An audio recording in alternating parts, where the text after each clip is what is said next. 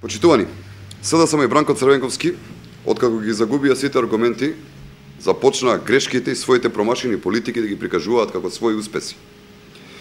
Но не може да се избегат фактот дека за СДСМ и Бранко Црвенковски се врзуваат сите неуспеси на Република Македонија.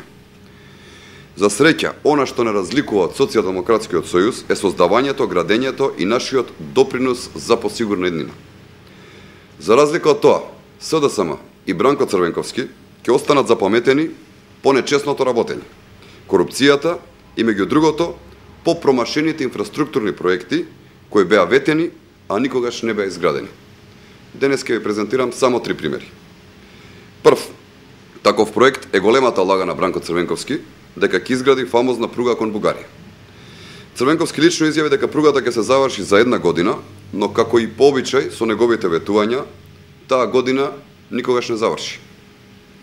За проектот се потрошени цели 60 милиони евра. Толку пари ги чинеше граѓаните овој пропаднат проект на Бранко Црвенковски.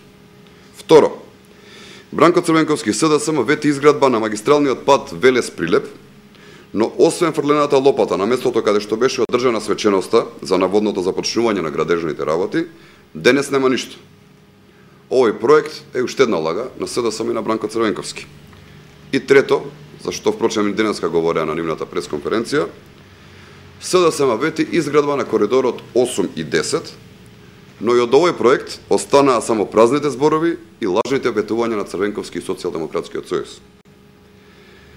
Овие пропаднати инвестиции останаа да бидат споменици на транзицијата на СДСМ и Црвенковски.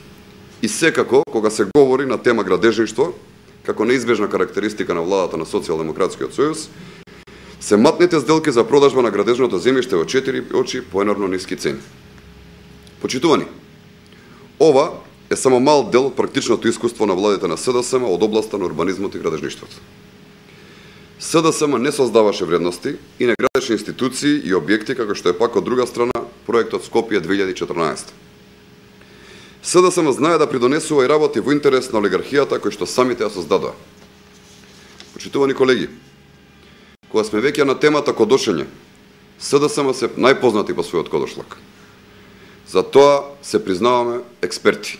Тоа дури и заразно го пренесува на нивните формални и неформални коалициони партнери. Само да се подсетиме на лицемерното и злонамерно кодошење против својата држава на Бранко Црвенковски, Радмила Шекеринска и Владо Бучковски во Брисел и другите европски центри. Нивниот интерес е, верувајте, само борбата за гола власт. Тие за ваквите постапки треба да се срамат. Но граѓаните знаат да ги препознаат и да направат разлика помеѓу транзиционите и вистинските вредности.